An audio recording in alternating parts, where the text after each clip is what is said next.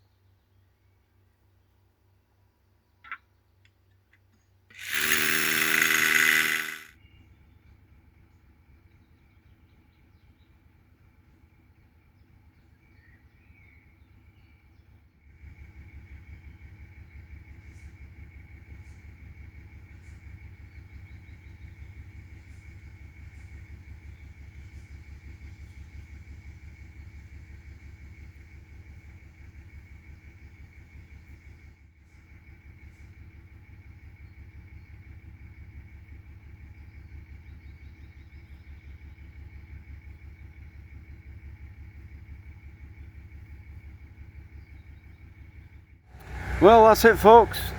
Another day, another dollar, another bit of wood for my house, all completed, all very nice. All that's left is to load up the machine and go home. While we were busy doing this, the workers who are coming here have got their budka there that they're going to put up, and there's all the timber for this construction there, and the windows and all that, all ready to go.